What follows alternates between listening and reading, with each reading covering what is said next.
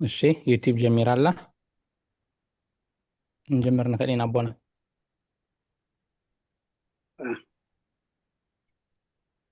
ራይ ከክብርና ምስጋናን ንኣምላኽ ይኹን። ይቕረታ ተሳተፍቲ ናይ ቴክኒክ ጉዳይ ቁርባ 10 ደቂቃ እውን ግዜ ወሲድና ስም ኣብ ወወልድ ወመንፈስ ቅዱስ ሓደ ኣምላክ ብቅድስቲ ስላሴ ንዝኣመንዎት ማፀን ክህደከ ሰይጣን ብኩን መዛትም የቅዱስ ቤተክርስትያን እንተይ ትስምኤ ማርያም ጽዮን ለዓለም ወለዓለም ዓለም ናብቶ ከጀን ጽባክ ንባርከ ከጀን ተኣምነከ ንስእለከ ከጀን ኣስበቃ ከንገነከ ከጀን ቀኒለ ስምከ ቅዱስ እሰግድ ለከ እዘለከ እሰግድ ክል ብርክ ወለከ ይትቀነይ ኩሉ ልሳን አንተ ውእቱ አምላክ አማልክ ወእግዜ አጋእስ ወንጉሰ ነገሥት አምላክ አንተ ለኩሉ ዘሥጋ ወለኩላ ዘነፍስ ንፄዋዕከ ነነበከ መምሃረነ ቅዱስ ወልድከን ዘይብላ አንተ ሙሴ ሰባት ጸልዩ ከመ ዝበሉ ቅዱስ ቅዱስ ቅዱስ እግዚአብሔር አምላክና ዝነበርካ ዘለካ ንኩሉ ዕሊፍካ ድማ ዘለዓለም ዓለም ትነብር ካብ ምስራቅ ክሳብ ምዕራብ ካብ ሰሜን ክሳብ ደቡብ ስምካን ዘለዓለም ዓለም ተመስገነ ይኩን። ብሰላማ ጀሚርካ ሰላም ፈጽመና በረከት አዴና ቅድስት ድንግል ማርያም ክፈለና ብሰማያት ትነብር አቦና ብሰማያት ትነብር አቦና ስምካ ይቀደስ መንግስትካ ትምጻእ ፈቃድካ እንተ ኣብ ሰማይ ከምኡ ድማ ምድሪ ይኩን ዕለት መግብና ለማሃበና ንሕናን ዝወደልና በደለው ከብዝሓደግናለ በደልና ኣበሳላ እንደገና ክፋእ ድኽነና እምበረ ፈተና ይትእትወና መንግስትን ሓይልን ክብርን ዘለዓለም ናትካ ኢሞ ኣሜን። ኦዝት የማርያም ብናይ ቅዱስ ገብርኤል መልኣክ ሰላምታ ሰላም ለክለኹ ውሕልና ከድንግል ይኺ ብስጋኹን ድንግል ይኺ ወደ እግዚአብሔር ጠባዖት ጎይታ ሰራዊት ሰላም ለክለኹ ንስኹ ከዓ ንሱ ብርክቲ ይኺ ፍረ ከርስኹም ብርኩ ኦምልተ ጸጋ እግዚአብሔር ምሳኺ እዩ ኦ ፍሰት ደስ በልኪ ኃጢአትና ሰሪየልና ነፍቲ ወድኺ ኢየሱስ ክርስቶስ መንታና ምሕረት ለመንልና አሜን። ፍታዊ ስረግዚና አምላክን ምደን ኢየሱስ ክርስቶስ ካኒከ ከና ሰሪያት ያደምዛት ያበሳ ወልድ ለብሩ ከሳቴ ብርሃን አንቱም አብየ ካናቱ አብየ ዲያቆናቱ ሮን ሳርጎ ጻናት በበስምክም ኩን ፍታሃነውን ጻህነ ይረስያን ትክሏን ሰማያት ዚዮ መሐረነ ክርስቶስ መልዓሰት ተኸተ ዚዮ መሐረነ ክርስቶስ ዚዮ መሐረነ ክርስቶስ ዚዮ መሐረነ ክርስቶስ ዚዮ መሐረነ ክርስቶስ ዚዮ መሐረነ ክርስቶስ ዚዮ መሐረነ ክርስቶስ ዚዮ መሐረነ ክርስቶስ ዚዮ መሐረነ ክርስቶስ ዚዮ መሐረነ ክርስቶስ ዚዮ መሐረነ ክርስቶስ ዚዮ መሐረነ ክርስቶስ ዚዮ መሐረነ ክርስቶስ كمون بنت اجزيتنا مريم مهرن كرسوس مل 10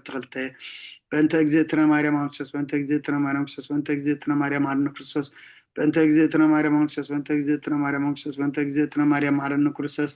بنت اجزيتنا مريم مهرن كرسوس بنت اجزيتنا مريم مهرن كرسوس بنت اجزيتنا مريم مهرن كرسوس بنت اجزيتنا مريم مهرن كرسوس بنت اجزيتنا مريم مهرن كرسوس بنت اجزيتنا مريم مهرن كرسوس ذا سعزي امن بارسغا غويتانا ኢየሱስ ክርስቶስ መቃብርን መፈጸምታ ሰዓት ማዓትን ኢኻ ከምኡን ድቃስ ኣምሳል መስለ ዝኾነ ከም መወዳእታ ግዜ ዕድመ ሰብ ትቁፀር ናይ ምስጋና ጸሎት ሰናይ ነገር ንዝገበረልና ይቕረብ ሓይሊ እግዚአብሔር ኣቦን ጎይታና ኣምላኽናን መድኃኒትናን ኢየሱስ ክርስቶስ ነመስግኖ ኣለና ሰዊረናን ረዲእናኒ ሓሊውናን ኣቕሪብናን ተቐቢልናን ተማዕቑናን ኣጽኒዕናን ክሳዕዛ ሰዓት እዚኣ እውን ኣብፅሒና እዩ ሕጂውን በዛ ቅዱስ ስዕለት እዚኣን ብኩሉ ዘመን ህይወትናን ብፍጹም ሰላም ክሕልወና ኩሉን ዝ እግዚአብሔር ኣምላኽና ንድምኖ ኣለና وقويتانا እግዚአብሔር كل تحزابون قويتانا أملخنا مدحنا ኢየሱስ ክርስቶስ لعلو كل قبرن من تخل قبرن أوش تخل قبرن نمسكنك لنا سلا صور كنا زرد أخنا زحل خنا نبغاون سلا زقرب كنا نتقبل كنا سلا زعوب كنا زتنا خنا سعادة سعادة يوم سلا زب صحنا نمسكنك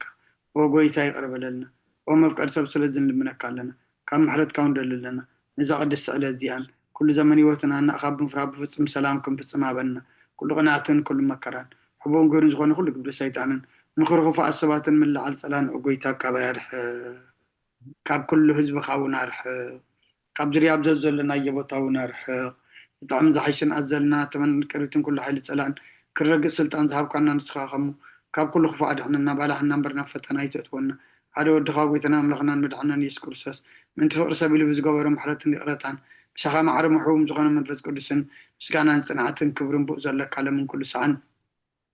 زلعلم علم أمين نين سحام وزمور مزمور 5 حدن وأملاخ كم سالخ محرن كم تعبير رايح أبا سايد مسس كبا سايد صبي كعصبنا كبا حتى وناصرين أنا أبا سايف اللي تعلقهم حتى كل جزيب كل ما يو زربا خاص عدق فردغان سوان كاتركب سأنا أخطر يبدلكو أبكن ما خا أكي جوركو نوب أبا ساتولدكو نيك أبا حتى تنستنن حق أو اشتغات ليلو أب حبون تم محرن متقصر سمع زاتريني كبردك صعوده صابني تنزغت كتكاين عصم تحقوسات باتان حقوسنا سمعني كتكا بحاتياتي كولو وزلا عبساوين دمسسو وعملا خطوري اللي بفتر اللي سونا منفسك عوش تحدث كاي دربيني قدش منفسك عنا يتكدفني حقوس مدحان كامل سلي فقادين يعمل فسون دقفني قد خان مفرسهم رمئيه حتى أنا بخاخم لسويهم وأملاخ مدحاني كابدا دم أنا قفني سانين زركا أدر كتب له إياه ويتا أفهم سجانا خنا قرص خنا فريق ف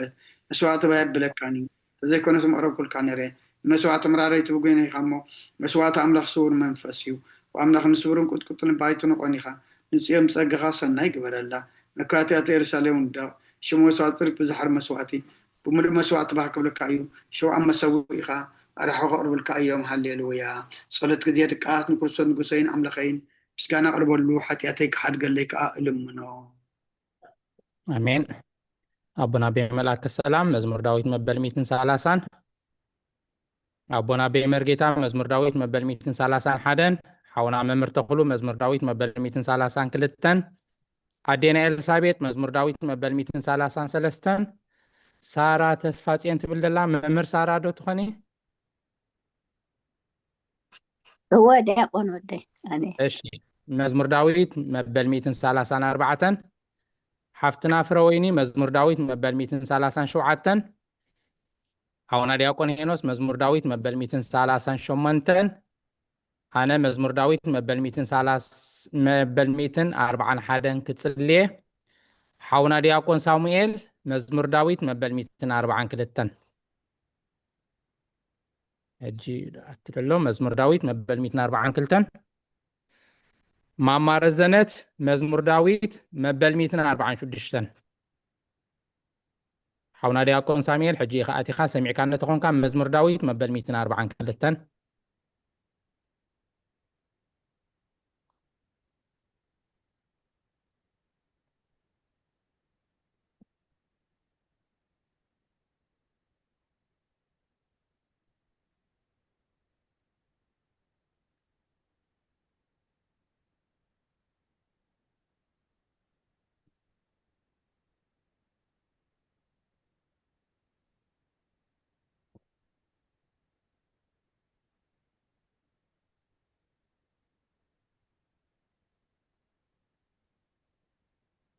حافتنا لولا مزمور داوود مبل 240 شوعتن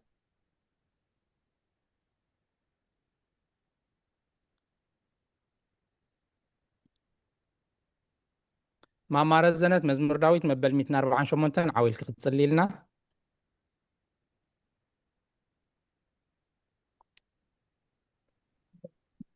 እሺ መበል 148 መዝሙር ዳዊት ሃሌሉያ እግዚአብሔር ካብ ሰማያት አመስግኑ ኣብ ኣርያም አመስግኑ ኩልኩም መላእክቱ አመስግኑ ዘለኩም ሰራዊቱ አመስግኑ ኣትን ፀሓይን ወርሕን አመስግኑ ኣቶም ብሩሃት ከዋክብቲ አመስግኑ ኣቶም ናይ ሰማየ ሰማያት ኣብ ልዕሊ ሰማያት ዘለኩም ማያትን አመስግኑ ንሱ ኣዚዙ ተፈጢሮም የሙሞ ንስም እግዚአብሔር የመስግኑ ናይ ዘለዓለም ዓለም ኣቁሞም ዘይሓልፍ ደገፋ ሃቦም ንእግዚአብሔር ካብ ምድሪ አመስግኑ ኣቶም ገበላት ባሕርን معامقون كلكم أتم حون بردنا صحيفان بمن قالوا التسلط بوبلان أتم أخرانن كرابيتن كلكم بريتي أوامن تحدثاتن كلكم أراويت كل خاتكم إنسسان لمن التوبلون فرتي عوافن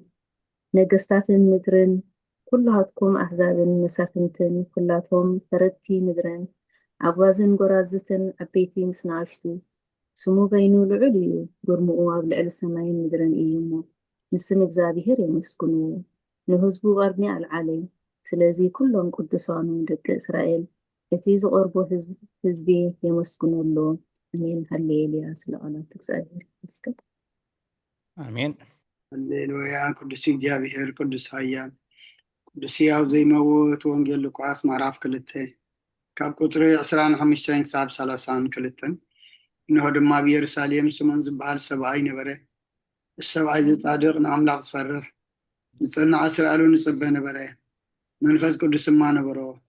እቲ መሲሕ እግዚአብሔር ከይረኣይ ሞት ከም ዘይርኢ ድማ ብመንፈስ ቅዱስ ተገሊጹሉ ነበረ ኣብ መንፈስ ቃና ቤተ መቅደስ መፀ ወለዱ ነቶ ኢየሱስ ህፃን ከም ስርዓት ክገብሩሉ ምስ ኣተው ስሞን ድማ ኣብ ኢዱ ሓቁፎ ንኣምላኹን ከም ዝናበለ ባረኹ ወጎይታን እቲ ናዛብ ምግላፅ ብርሃን ንህዝብኻ እስራኤልን ክብረት ክኸውን ኣብ ቅድሚ ኩሉ ዘዳለኻዮ ምድሓንካ ዓይንተይ ካብ ረኣያስ ሕጂ ከምቲ ዘረበኻ ንባሪኻ ብሰላም ተፋንዎ ኢኻ በለ ምስጋና ንእግዚአብሔር ኣምላኽ ይኹን ኣሜን ኦ ክርስቶስ ኣምላኽና ብሰራ ኣቦኻን መንፈስ ቅዱስን ሎምን ኩሉ ሰዓን ይሰግደልካ ኣሎና ኣሜን ኣሜን ኣዴና ኤልሳቤጥ ካብ ክፍልታት ጸሎት እንሆ ቅድሚ ትኾነ ፈራድ ክቆም ተዳልየ ኣለኹ ክፍልታት ጸሎት እንሆ ኣብ ቅድሚ እቲ ቅኑዕ ፈራዲ ክቀውም ተዳልየ ኣለኹ እቲ ኣብ ምግጋይ ዝሓለፈ ዕድመይ ንኹነኔን ንፍርድን ብዕቁ ስለዝኾነ ብብዝሒ ሓጢኣተይ ርዕድን እንቅጥቀጥን ኣለኹ ግን ነፍሰየ ገና ኣብ መሬት ትነብሪ ካብ ሃለኹስ ነተነስሒ ምክንያቱ መሬት ኣብ መቃብር ኣይውድሶን እዩ ኣብ ሞት ከዓ ዝዝክሮ የልቦን ኣብ ገሃነም እውን ዘመስግኖ የልቦን እሞ ካብ ድቃስ ትኪት ተንሲእኪ ናብ መድሕንኪ በንስሓ ኦ ኣምላኸይ መሓረንን ኣድሕንን እናበልኪ ተማሕፀኒ ስብሃት ለኣብ ወወልድ ወመንፈስ ቅዱስ ሓደ ኣምላኽ ኣሜን ኣሜን ኣሜን ይቕንየለይ እንዘብክን መምህር ሳራ መዋዕል ሰብ ዘይውዳእ እራይ ደቁን ወደይ መዋዕል ሰብ ዘይውዳእ እዚ ዓለም እዚኣ ከዓ ንዘለዓለም ዝነብር እንተዝኸውን ሲ ነፍሰይ ነፅር ዝኾነ ምክንያት ምሃለወክ ነይሩ ግን ከነቲ ፅዩፍ ዝኾነ ተግባራት ክን እቲ ሕማቅ እከይክን ኣብ ቅድሚ እቲ ሓቀኛ ፈራዲ ምስትቕላእ ኣብ ሓጢኣት ተሰጢሕኪ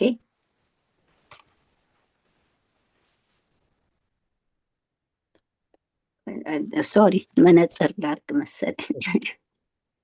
ሳይዝ ትወስደሉ ኖ ኣይ ካብ ፎን ኣይኮነን ካብ መፅሓፍ ዘንብቦ ዘለኹ እሺ ኦኬ እቲ ሕማቅ እከይክን ኣብ ቅድሚ እቲ ሓቀኛ ፈራዲ ምዝቕላዕ ኣብ ሓጢኣት ዓራት ተሰጢሕኪ ኣብቲ ሸለልተኛን ከዳእን ስጋኽ ከለኺ እንታይ እዩ ትትህብዮ መልሲ ኦ ክርስቶስ ኣምላኸይ በቲ ኣዝዩ ዘፍርህ መንበር ፍርድኻ እስንብድ ነቲ ዘለዓለማዊ ፍርድኻ እውን እንብርከኽ በቲ መለኮታዊ ነፀብራቅ ብርሃንካ እንቀጥቅጥ ኣለኹ ኣነ ህሱን ድኑስ ኣብ ዓራተይ ደቂሰ ዘለኹ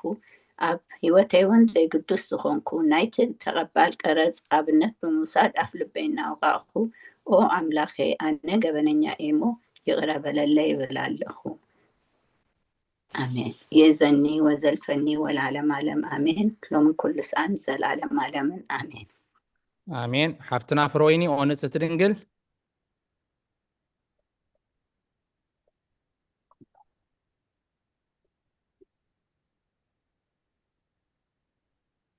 ድምፂ ተዓፅያ ትክላ Alright, thank you, Dragon House.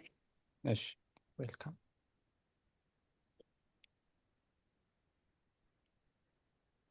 Oh, ንጽሕቲ ድንግል ኦ ንጽሕቲ ድንግል ናብ ባርያኺ እቲ ቁልጡፍ ጽላልኪ ረድኤትኪ ዘርግሒ ነቲ ኣብ ሕልና ከም ማዕበል ዝጋማጠል ክፉእ ሓሳባት ካባይ ኣርሕቕዮ ነታ ሕምምቲ ነፍሲ ብኸንቱነት ኣዝዩ ሓለዋታ ጠፊእዋ ኣሎ እሞ ናብ ጸሎትን ምንቓቕሕን ኣበግስ እያ ምክንያቱ ንስኺ ከዓሊት ምሕረት እትልምኒ ኣላይት ኣደን ኢኺ ኣደ ምንጪ ህይወት ንጉሰይ ኣምላኸይ ጎይታ ኢየሱስ ክርስቶስ ተስፋይ ኢኺ ኣሜን ኣሜን ሓውና ዲያቆን ሳሙኤል ኦ ጎይታ በዛ ለይቲ እዚኣ ንዓሞ ብዘይ ሓጢኣት ክንሓድር ሓልወና ኦ ጎይታ በዛ ለይቲ እዚኣ ንዓሞ ብዘይ ሓጢኣት ክንሓድር ሓልወና ወኣምላኽ ኣቦታትና ንስኻ ብሮኺኻ በረኸትካ ኣዝዩ ብዙሕ እዩ ቅዱስ ስምካ ንዘለኣለም ክብሪ ዝመልኦ እዩ ኣሜን ኦ ጎይታ ከምቲ ኣባኻ ተወኪልናዮ ዘለና ምሕረትካ ከምኡ ትኹነልና ኣዒንቲ ኩሉ ንዓኻ ይፅበያ ኣለዋ ንስኻ ኣብ እዋኑ መግቦም ትህቦም ኦ ኣምላኽናን መድሓኒናን ኦ ተስፋ ኩሉ ወሰናት ምድሪ ስምዓና ኦ ጎይታ ንስኻ ኢኻ ካብዚ ዓሌት ንዘለኣለም ተድሕነናን ተዕቁበናን ኣሜን ኦ ጎይታ ብሩኺኻ እሞ ፍርድታትካ መሃረኒ ኦ ጎይታ ብሩኺኻ እሞ ሓቅነትካ ረዳእኒ ኦ ጎይታ ብሩኺኻ እሞ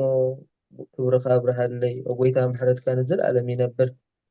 وقويتا نعين تقبال إيدكا خولدنا ولدنا معقب يسلزخون كاي تنسجني وقويتا نعاقا مدي لي أمو محال الناس يا دحنا نابرقت له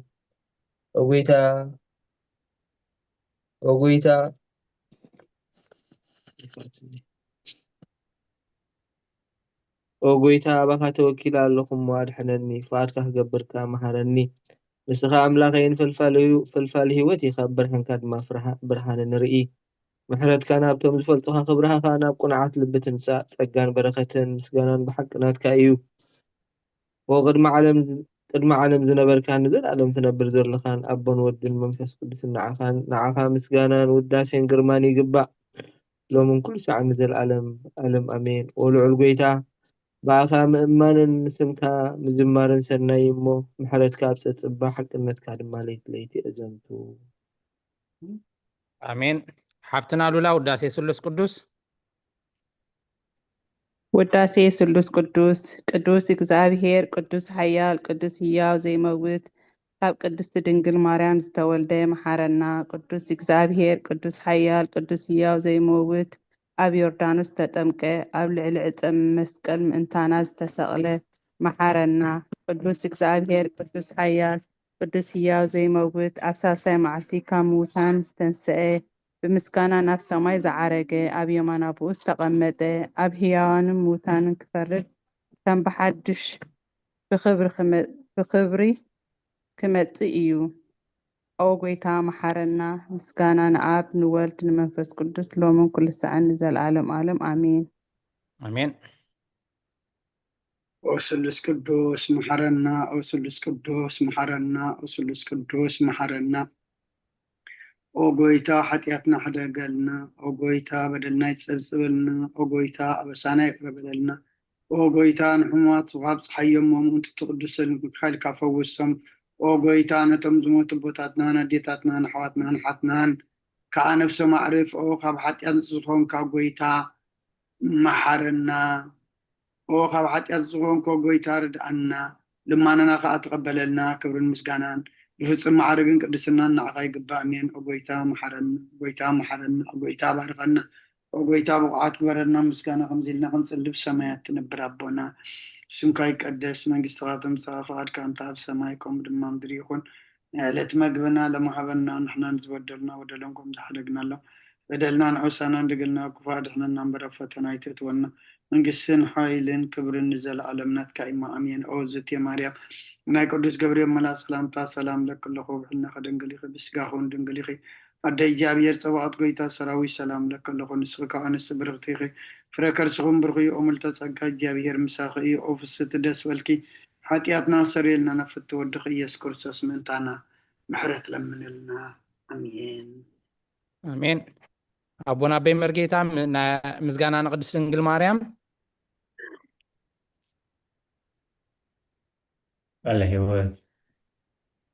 الهوت يسمع لنا مسجانا نقدس دنجل مريم